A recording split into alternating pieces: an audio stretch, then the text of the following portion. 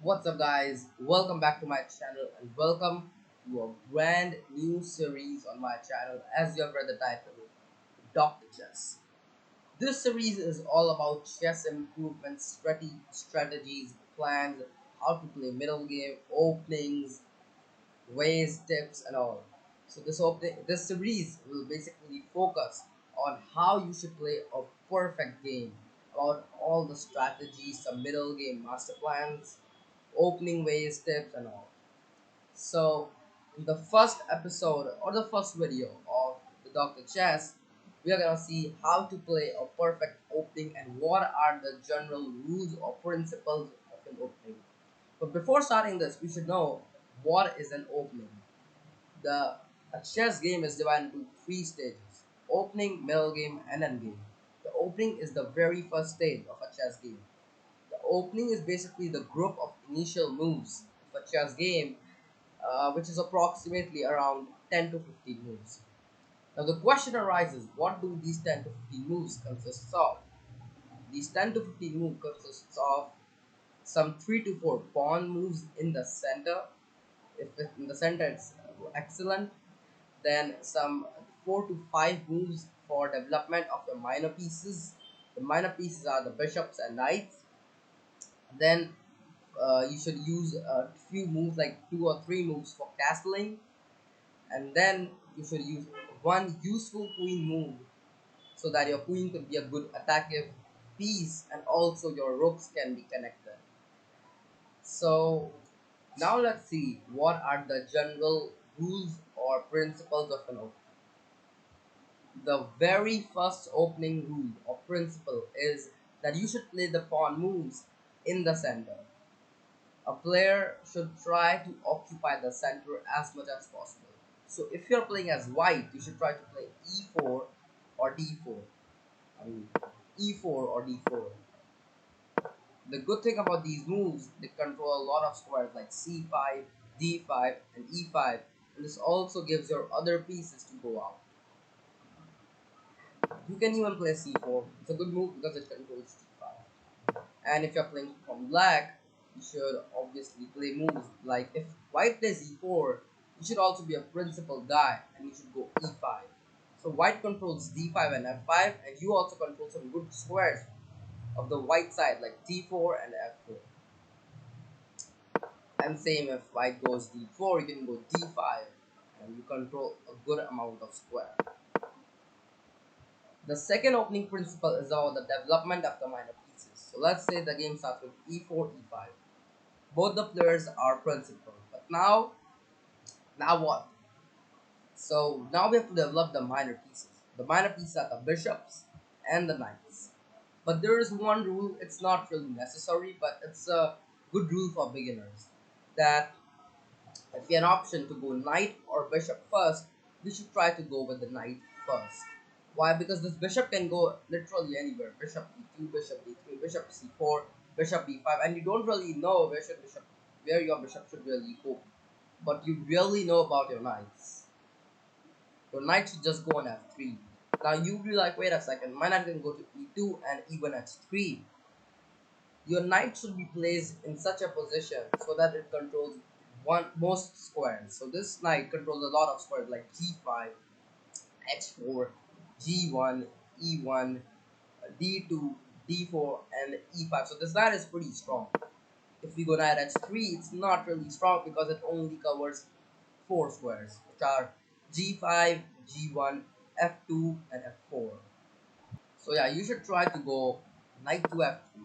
And the other advantage of this move is you attack the e5 pawn. Now let's say black responds with knight c6, which is a very good move. They defend their e5 pawn and their knight is also strong. Now the question arises, how should we go further? So we should develop this bishop. We can also go knight c3, it's also a good move for the beginners. But again, let's say we go with the knights. What after this? You have to develop the bishop.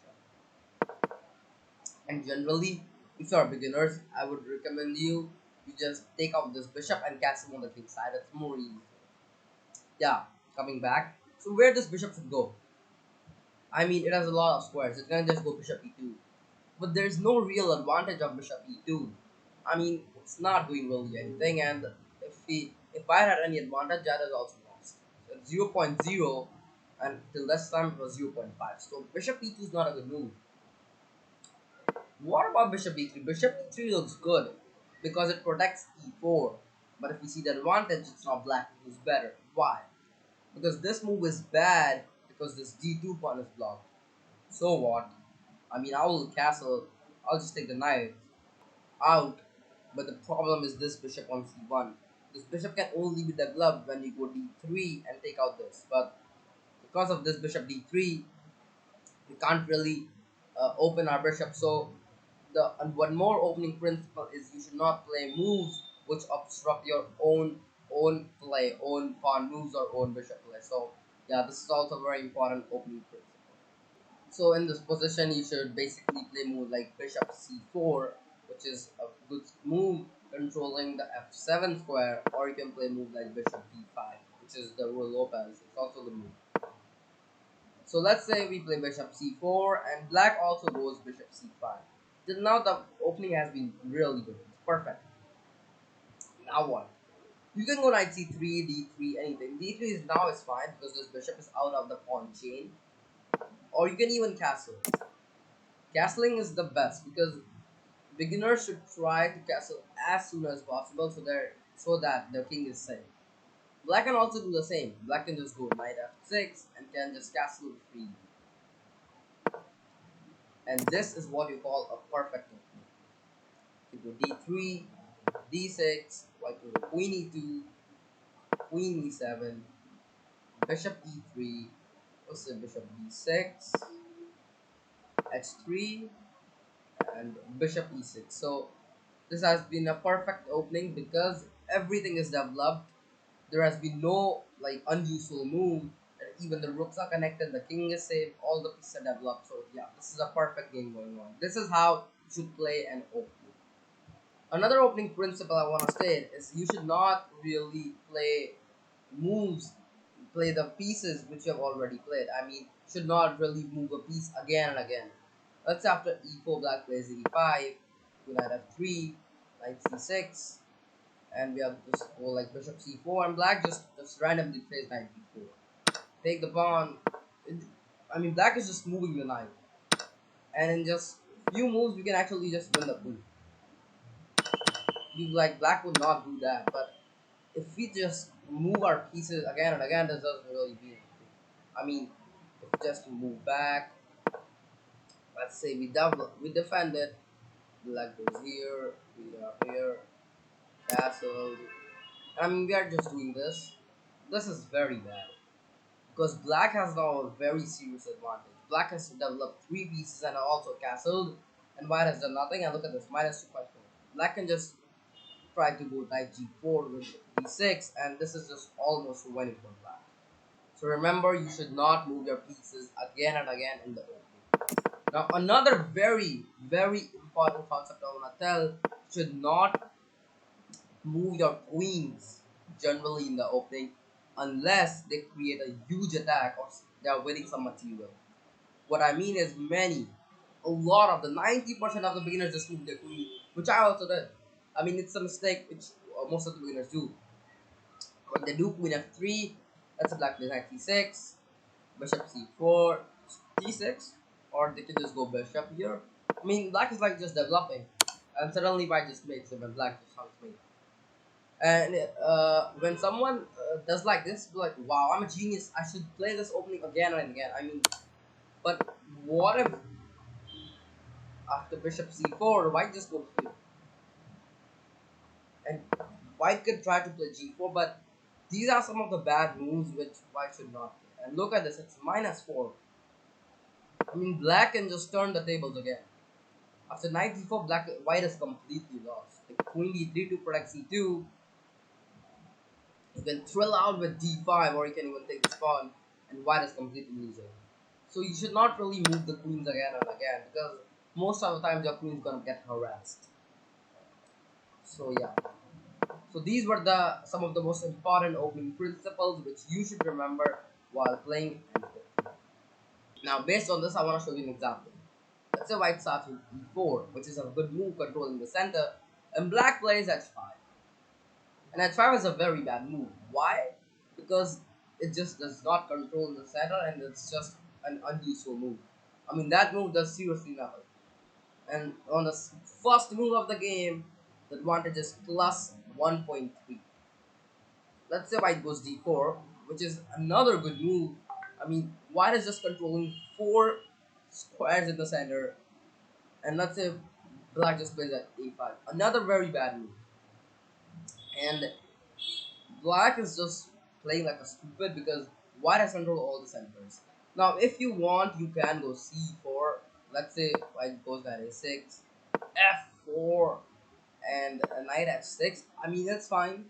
It's fine, but you should not really do this because you are weakening yourself. You should not really move a lot of pawns. Remember what I said? I said you should move like 2 or 3 pawns. You should not really just bust up all the pawns and be like, I've control the center. Not really like that because then these pawns will become target. It's fine, it's not bad because it's plus 1.7 on how bad black is playing. Rather, we can play something like this. You can go knight c3, then after this, we can go knight f6, knight f3, sorry. And this is a good opening. Here we go, bishop d6. Let's say black just is playing badly. And even e6 and d6 are horrible moves because the bishops are just blocked. So white can castle, and this is a dream position for white. It's just a perfect position. This is really one of the opening disasters which most of the beginners do. So this is not you should do. Now the real question arises: what opening should we play? For that, you can like have some really good repertoire, which you can just play. And if you're thinking, where am I gonna get this repertoire? And even if you get, most of the times it's just paid. You have to pay money and then you will have the repertoire. But on my channel, you can have a free repertoire of the King's Indian Defense, which is played by the black side. So when white goes d4, you can play knight f6, c4, g6. Maybe many of you know, or maybe you don't know. After knight c3, bishop g7, e5, d6. This is the repertoire. So you can have good, really solid repertoire and just have a good game. This is one of the options. And yeah, from black side you can have this really good repertoire. And what about e4 and e5? What about the white side at all? In the future I will create more repertoires, but basically, if you know these opening principles, on any situation, you can play a good opening. What are these opening principles? Control the center, develop the minor pieces without obstructing your other pieces, castle as quickly as possible, move the queen to a useful square so that your queen is active and your rooks are connected.